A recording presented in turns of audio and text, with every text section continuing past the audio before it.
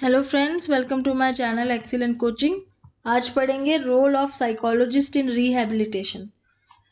Role of psychologist को इन्होंने 3 stages में डिवाइड किया हुआ है। पहला है असेसमेंट, दूसरा इंटरवेंशन, तीसरा आफ्टर केयर। असेसमेंट मतलब पहले ये चेक करना, असेस करना प्रॉब्लम क्या है, उसके सिम्टम्स क्या हैं। देन इंटरवेंशन मीन्स कोई ऐसी स्ट्रैटेजी ढूंढना जिससे उसको ठीक किया जा सके। आफ्टर केयर मीन्स उसके बाद भी फॉलो अप करना ताकि वो रिलैप्स ना करे। So it needs to be emphasized that a rehabilitation psychologist is both a scientist and an artist. और वो कैसे है? Because that psychologists work within the theoretical framework of psychological research. पहली बात तो वो साइकोलॉजिकल रिसर्च के प्रिंसिपल्स को फॉलो करता है जब भी वो रिहैबिलिटेशन के ऊपर काम करता है psychologist. At the same times she tailors her rehabilitation program to the needs of the specific client. तो जो साइकोलॉजिकल रिसर्च के बारे में उसको साइंटिफिक नॉलेज होती है, उस नॉलेज को वो हर पर्टिकुलर क्लाइंट के हिसाब से चेंज करता है, मॉडिफाई करता है, कस्टमाइज करता है। That is why they are saying it is both a scientific as well as artistic work. Every client has problems unique to him which the psychologist has to deal. Hence, she is both a scientist and an artist. So this is an important thing to note here कि एक psychologist जो rehabilitation psychologist है वो scientific research के framework में काम करता है, इसलिए वो साइंटिस्ट है। प्लस वो आर्टिस्टिकली हर एक पेशेंट के अकॉर्डिंग, उसके यूनिक प्रॉब्लम्स के अकॉर्डिंग प्रोग्राम्स डिजाइन करता है। That is why he or she is an artist. The role of psychologist vary as per the individual needs and problem of the client. तो क्योंकि हर एक client की problem अपनी अलग होती है, उस हिसाब से रोल भी चेंज होना चाहिए। And general analysis of the role अभी यहाँ पे पढ़ेंगे हम। तो पहले है mentally challenge person. Mentally challenge का मतलब ये नहीं है कि उनकी आईक्यू कम है। मेंटली चैलेंज का मतलब है जिनका मैल अडेप्टिव बिहेवियर है, वो अपने एनवायरनमेंट से अडेप्ट नहीं कर पा रहे हैं। उनका जो एनवायरनमेंट के साथ जो उनका इंटरेक्शन है वो बहुत स्ट्रेसर्स की वजह से, या जेनेटिक फैक्टर्स दोनों हो सकते हैं, जीन्स भी है और एनवायरनमेंट भी है, दोनों की वजह से बहुत ही डिफिकल्ट हो जाता है उनका interaction with the environment. So medical model was followed in treating mentally challenge person. पहले क्या करते थे, पहले जो मेंटली चैलेंज लोग थे उनको मेडिकली ट्रीट करने की कोशिश करी जाती थी। जैसे मेंटल हॉस्पिटल्स वगैरह में they're given drugs and medicine, तो उनको मेडिसिन दिए जाते थे जिससे उनको मेंटल डिसऑर्डर्स जो हैं वो ठीक हो जाएं। But there has been a movement for deinstitutionalization. Deinstitutionalization का मतलब है कि ऐसे लोगों को आप हमेशा बंद करके नहीं रख सकते हो एक ही जगह पे। अगर मेंटल डिसऑर्डर्स है, किसी को डिसऑर्डर की प्रॉब्लम है, तो उसका ये इलाज नहीं है कि आप उसको कहीं बांध के रख दो। इंस्टीट्यूशनलाइज का मतलब ये होता है कि कहीं बांध के रख दिया जाए। तो डी इंस्टीट्यूशनलाइजेशन मतलब आप उसको बांध के रख दोगे तो वो ठीक नहीं होगा। So many recent researches have found that medicines and drugs have side effects. Besides, they only provide temporary cure.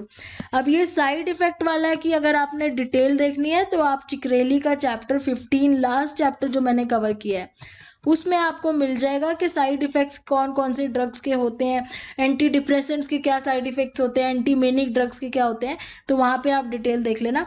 तो ड्रग्स जो देते थे पहले उसमें क्योंकि देखा गया कि साइड इफेक्ट बहुत ज़्यादा होते हैं, प्लस ये भी देखा गया कि जो मेंटली इल होते हैं उनको अपनी फैमिली और फ्रेंड्स की रिक्वायरमेंट होती है। आप उसको हॉस्पिटल में दूसरे लोगों के साथ बांध के रख दोगे तो वो ठीक नहीं होगा।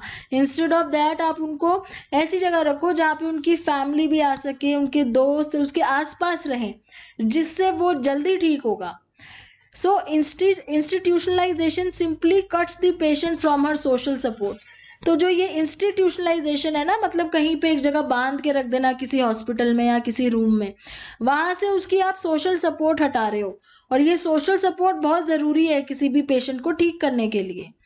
Hence a focus on rehabilitation over treatment. इसीलिए रिहैबिलिटेशन जो एक वर्ड आया है, जो एक टाइप की ट्रीटमेंट आई है जिसमें ये सोशल सपोर्ट, साइकोलॉजिकल सपोर्ट, इन सब चीज़ों का ध्यान रखते हैं।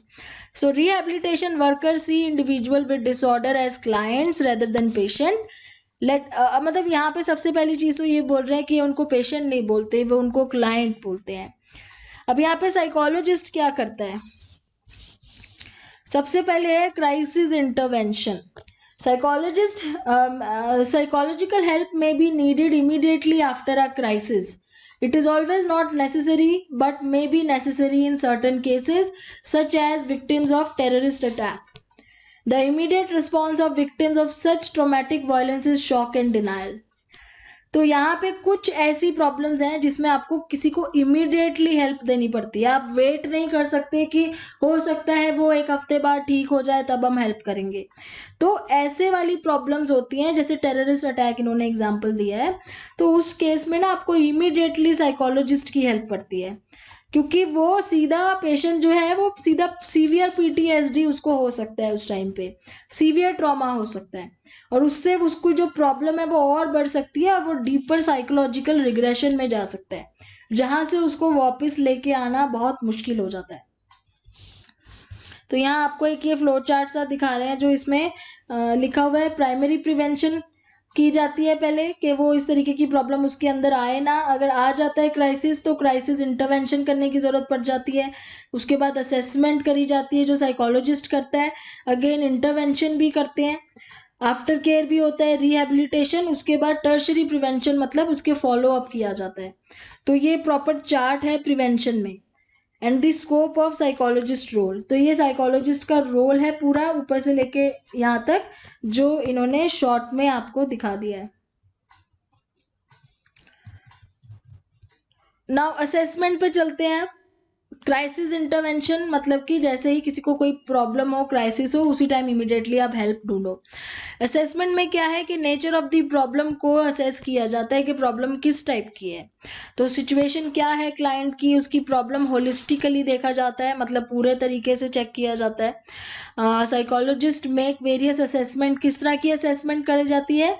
उसकी सोशल हिस्ट्री जाननी ज़रूरी है, उसका इंटरव्यू लिया जाता है, क्लिनिकल ऑब्जर्वेशन होती है, उसके पर्सनालिटी टेस्ट होते हैं MMPI जैसे, उसका प्रोजेक्टिव टेस्ट लिया जा सकता है जैसे TAT है। आप प्लीज़ इन सब का बेसिक अगर आपको नहीं पता है तो पहले आप पर्सनालिटी वाली वीडियो में जाके इनके बेसिक्स पढ़िए, तब आपको ये समझ में आ जाएगा। मैं यहाँ डीप में नहीं जाऊँगी इसके। न्यूरोलॉजिकल एग्जामिनेशन EEG के थ्रू किया जाता है। ये तो डिफरेंट टेक्निक्स है ब्रेन इमेजिंग की।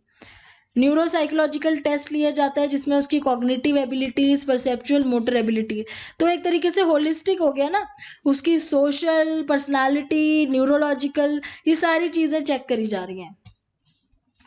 इन्होंने एक हाइपोथेटिकल केस लेके आपको समझाने की कोशिश की है। जैसे यहाँ पे एक केस लिया हरी का, to understand the job of rehabilitation psychologist. Hari क्या है? He is a student of electrical engineering और उसने अब सुसाइड करने की कोशिश करी। ठीक है। Psychologist tries to understand the client social history. अब साइकोलॉजिस्ट पहले तो उसके बारे में हिस्ट्री जानने की कोशिश करेगा कि उसने ऐसा किया क्यों। She finds that Hari was a good at music and wanted to make a career. उसको ये पता चला कि वो बहुत म्यूज़िक में अच्छा था और उसमें करियर बनाना चाहता था, बट उसके पेरेंट्स उन्होंने उसको इंजीनियरिंग में डाल दिया। बहुत ही कॉमन सी स्टोरी लग रही होगी आपको सुनने में। तो वो म्यूज़िक में जाना चाहता था, पेरेंट्स ने इंजीनियरिंग में डाल दिया जिसमें उसका एप्टीट्यूड भी नहीं था, इंटरेस्ट भी नहीं था। एप्टीट्यूड मीन्स वो उसमें ना तो अच्छा कर पा रहा था, ना उसको इंटरेस्ट आ रहा था, वो फेल हो रहा था रेगुलरली। तो इसकी वजह से वो डिप्रेशन में चला गया और सेल्फ एस्टीम कम हो गई। तो अब कैसे चेक किया जाए कि डिप्रेशन था या नहीं था? तो उसमें फिर उस केस में उसके टेस्ट लिए जाएंगे। अब आगे साइकोलॉजिस्ट उसका इंटरव्यू ले रहा है, उसकी फैमिली का इंटरव्यू लेगा, उसकी ऑब्जर्वेशन करी जाएगी कि उसके रिस्पॉन्सेज किस तरह के हैं। जैसे उसकी इमोशंस, डिप्रेशन का केस है तो उसमें इमोशन से पता चल जाएगा ना, उसके इमोशनल रिस्पॉन्सेज से पता चल जाएगा। एग्रेशन का असेसमेंट होगा, एंग्जाइटी का होगा, हेलुसिनेशंस और डिल्यूजन्स का भी होगा कि कहीं और कोई ज़्यादा प्रॉब्लम तो नहीं है। तो डिटेल्ड ऑब्जर्वेशन करी जाएगी क्लाइंट की और फिर उसको हॉस्पिटल में एडमिट किया जाएगा अगर उसको ज़्यादा सीरियसली हेल्प करने की ज़रूरत है। This is usually done through hospital staff और बाय वीडियो रिकॉर्डिंग। तो हॉस्पिटल स्टाफ की हेल्प से या वीडियो रिकॉर्डिंग करके भी करा जा सकता है। उसके बाद to understand her self concept, she test her on personality. Personality test कैसे लिया जाएगा? ताकि पता चले कि वो अपने बारे में क्या सोचता है, उसका अपना सेल्फ कॉन्सेप्ट कितना पॉजिटिव है, कितना नेगेटिव है, क्या वो अपने आप को हेल्पलेस मानता है बिल्कुल ही। तो वो चीज़ करने के लिए MMPI और आइजेंक जो अलग अलग पर्सनालिटी टेस्ट हैं। ये भी पता चल जाएगा कि क्या वो बहुत ही इंट्रोवर्ट पर्सन है। इंट्रोवर्ट होगा तो एक्चुअली इंट्रोवर्ट में क्या होता है कि वो अपनी बात जल्दी से शेयर नहीं करते हैं किसी से, तो ये भी देखना ज़रूरी है कि क्या वो इंट्रोवर्ट है, उसके फ्रेंड सर्कल कैसा है, उसके फ्रेंड सर्कल है भी या नहीं है, वो कई चीज़ों को अवॉइड तो नहीं करता है, कहीं वो न्यूरोटिक तो नहीं है। तो इसमें आप वो बिग 5 वाला जो है वो वाला पर्सनालिटी ट्रेट्स की बात हो रही है यहाँ पे, क्योंकि यहाँ पे ये इन पुरानी स्टडी से ये माना देखा गया है कि जो सुसाइड करते हैं ना वो जनरली वो लोग इंट्रोवर्ट होते हैं, सोशल विड्रॉल दिखाते हैं, न्यूरोटिसिज्म दिखाते हैं, तो इसलिए ये टेस्ट करना ज़रूरी है। अब उसमें ये भी चेक करा जाएगा कि एनवायरमेंटल स्ट्रेसर्स कौन से थे, कौन सी उसके एनवायरमेंट में ऐसी चीज़ें थी जिसकी वजह से उसने ऐसा किया। तो क्या उसके पीयर प्रेशर था कोई ऐसा, या फैमिली के रिलेशनशिप्स ऐसे थे उसके साथ कि वो उसको बहुत प्रेशर डाल रहे थे उसके ऊपर, या कोई प्रोफेसर के साथ उसका रिलेशन खराब था। तो ये सारी चीज़ें भी जानना ज़रूरी है कि किसके साथ उसका रिलेशन ऐसा था जिससे उसके ऊपर इतना स्ट्रेस पड़ रहा था। Lastly, could the suicide attempt be an instinct behavior due to some genetic biological factor? अब ये देखो बहुत इंपॉर्टेंट बात यहाँ बता रहे हैं कि कहीं ये जेनेटिकली तो नहीं था।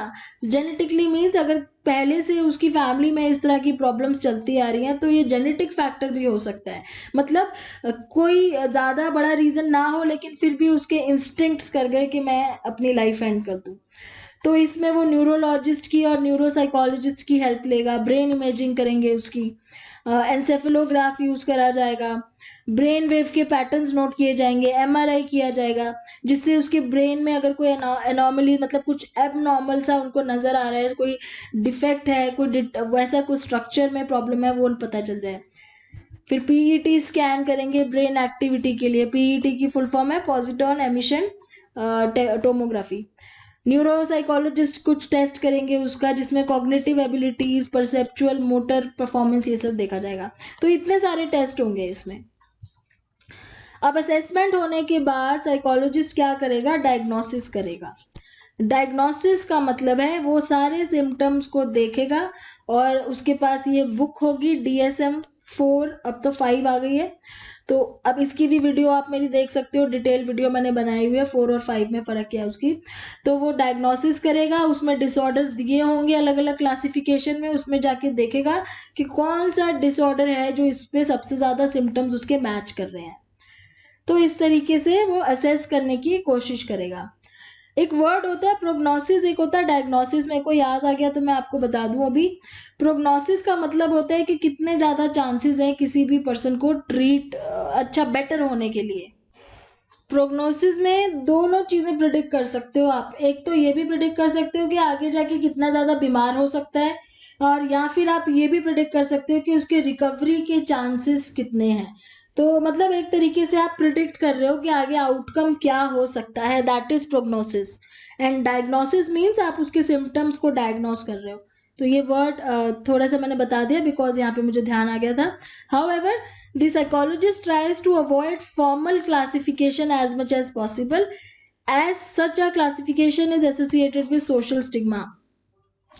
अब यहाँ पे ये क्या कह रहे हैं कि सपोज वो साइकोलॉजिस्ट जो है वो DSM बुक में देख रहा है, उसको लग रहा है कि उसके सिम्टम्स जो हैं वो बाइपोलर से रिलेटेड हैं या डिप्रेशन से रिलेटेड है सपोज, लेकिन वो उसको फॉर्मली अभी उसको क्लासीफाई नहीं करेगा, अभी उसको वो उसके ऊपर लेबलिंग नहीं करेगा कि तुम डिप्रेसिव, तुम्हें डिप्रेशन है। वो अवॉइड करेगा ये बोलना। क्यों? क्योंकि सोशल स्टिग्मा नाम की चीज़ है जो बहुत ज़्यादा डेंजरस होती है। सोशल स्टिग्मा मीन्स अगर जैसे उसके घर में लोगों को पता चलता है कि वो डिप्रेशन में है तो वो कुछ भी करेगा, लोग यही सोचेंगे कि वो डिप्रेशन की वजह से कर रहा है। तो एक जो वो स्टिग्मा हो जाता है कि डिप्रेशन हो गया या कोई मेंटल प्रॉब्लम हो गई तो वो पागल हो गया है, और वो जो भी कर रहा है वो अपने पागलपन की वजह से कर रहा है, इस तरह की बातें होनी शुरू हो जाती हैं। चाहे वो कुछ नॉर्मल भी कर रहा होगा तो लोग सोचेंगे नहीं ये पागल है इसलिए ऐसा कर रहा है। मैं आपको बहुत ही ऑनेस्टली बता रही हूँ जिस तरीके से बातें की जाती हैं। तो ये सोशल स्टिग्मा ना आए, उसके ऊपर ना ऐसे बोला जाए, इसलिए वो उसको लेबल पहले करने से सोचेगा। उसको सीधा लेबल नहीं कर देगा कि तुम बाइपोलर हो, या तुम ऐसे डायरेक्टली नहीं बोला जाता किसी को जब तक कि प्रॉपरली कंफर्म ना किया जाए। सो DSM classification becomes necessary when the client is so disturbed mentally that she has become a danger to society. तो DSM पे वो तभी जाते हैं या तभी लेबलिंग तभी करते हैं, किसी की भी लेबलिंग करना मतलब किसी को नाम दे देना कि तुम्हें ये प्रॉब्लम है, तभी करते हैं जब या तो वो किसी के लिए डेंजर बन जाए सोसाइटी में, अपने आप के लिए डेंजरस हो जाए, या उसकी कंडीशन इतनी सीवियर हो जाए कि उसको मेंटल हॉस्पिटल में भेजना पड़े, तब तो ऑब्वियसली उनको लेबल करना पड़ता है, तभी आगे उसकी ट्रीटमेंट हो पाती है। फिर आता है इंटरवेंशन।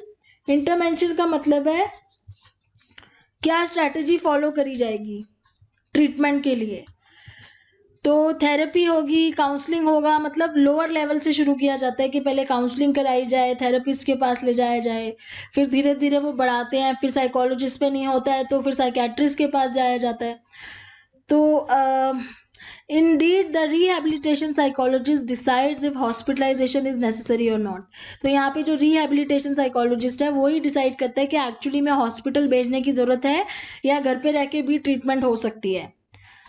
जैसे स्किज़ोफ्रेनिक लोगों के केस में क्या होता है कि कॉग्निटिव बिहेवियरल थेरेपी यूज़ करी जाती है।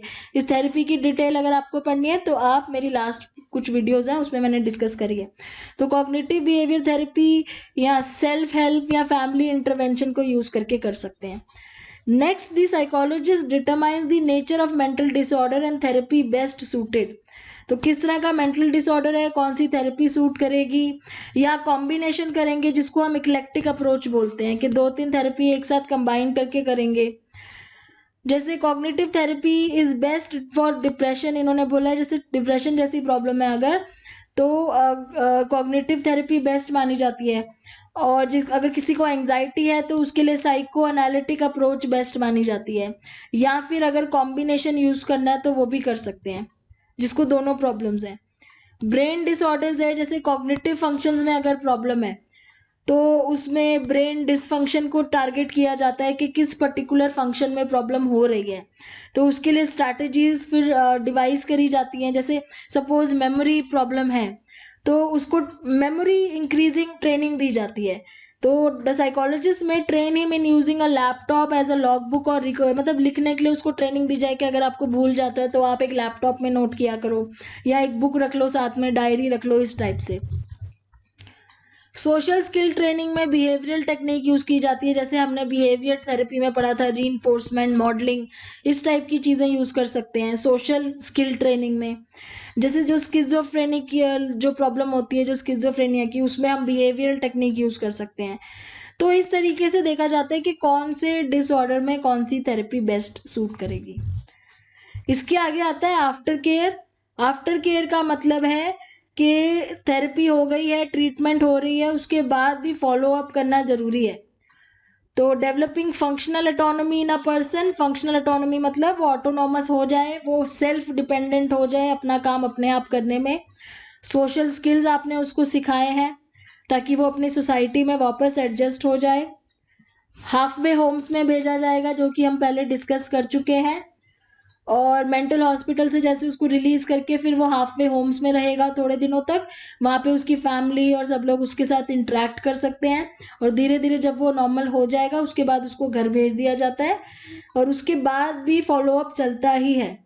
So to develop functional skills for employment, ताकि वो अपनी नॉर्मल जो जॉब एम्प्लॉयमेंट कर सके, अपने अपने लिए जॉब कर सके, कमा सके नॉर्मली। तो ये था रोल ऑफ साइकोलॉजिस्ट। अब अगली वीडियो में फिजिकली चैलेंज पर्सन का करेंगे। अभी हमने क्या किया है, role of psychologist in mentally challenge किया है, अगली वीडियो में फिजिकली चैलेंज पे करेंगे। Thanks for watching.